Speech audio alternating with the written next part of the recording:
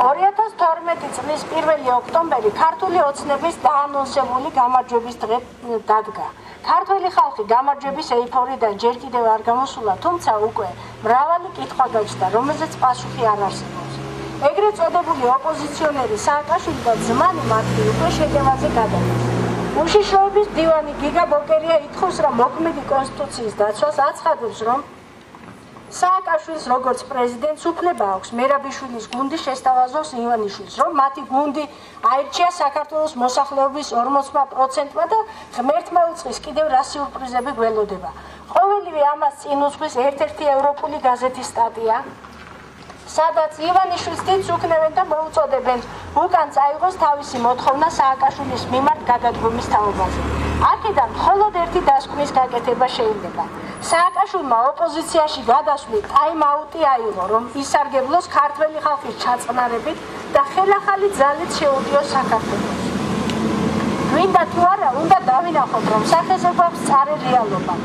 პირველი, მსოფლიო დემოკრატიულმა სამყარომ აღიარა, რომ დემოკრატმა ბჭყალებში სააკაშვილმა შეძლო არჩევნების ობიექტურად ჩატარება, ანუ ის 40%, რომელიც ტოტალური გაყალბებით მიიღო ამ დამნაშავეთა ბანდამ, დასავლეთმა ქართველი ხალხის მეშვეობით ბჭყალებში გაუპრავა ბოდიში გამოთქმისთვის, ანუ მომავალში უნდა ველოდოთ დიდ მხარდაჭერას ოპოზიციონერი სააკაშვილის მიმართ და ეს რასაც ნიშნავს, ჩვენ უკვე განმოვცადეთ.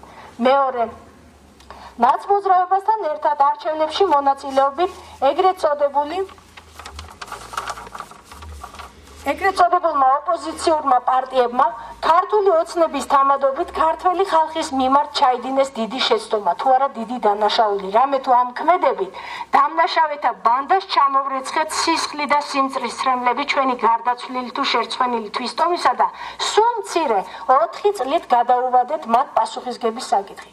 ახლა ნებისმიერი ნაციონალი პარლამენტარი სადეპუტატო იმუნიტეტს მოიშველიებს და იტყვის, ვერ გამასამართლებთ, რამე თუ მე თქვენ უკვე დამნაშავე ამირშიეთო თქვენს წარმომადგენლად. ციხის კადრების გამოქვეყნების შემდეგ არჩევნების ჩატარებით სააკაშვილმა და მისმა ბანდამ თავიანთი დანაშაულის თანაზიარი გახადა ქართველი ხალხი, რასაც თავის დროზე არაჩვეულებრივად ახერხებდა ედუარდ შევარდნაძე.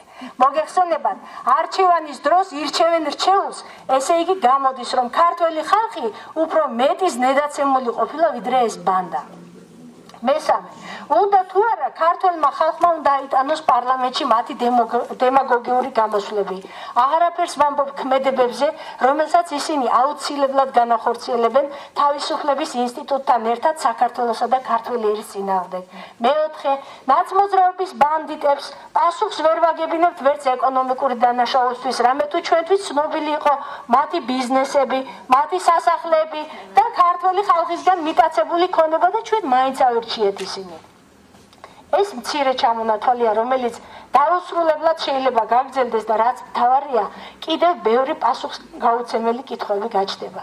ყველაფერი ეს შედეგია იმ ვაკხანალისა, რომელიც 20 წელია გრძელდება და არც დასრულდება, თუ 2012 წლის 1 ოქტომბრის არჩევნების შედეგების ბათილად ცნობას თვითონ ქართველი ხალხი არ მოითხოვს. ჩვენ საქართველოს რესპუბლიკის პრეზიდენტის ბატონ ზვიად გამსახურდიას გზის ჭეშმარიტი მიმდევრები, პოლიტიკური გაერთიანება მრგვალი მაგიდის წევრები და მათი მხარდამჭერები ყველაც მოთმინებით ველოდებით ქართველი ერის საბოლოოდ გამოღვიძებას და ვიმედოვნებთ, რომ ამ მეტად რთულ პოლიტიკურ სიტუაციაში ის მხარს დაუჭერს საქართველოს ჭეშმარიტი თავისუფლების მიღწევისათვის ერთადერთ სწორ გზას, ზვიად გამსახურდიას კანონიერი ხელისუფლების აღდგენას. Artmış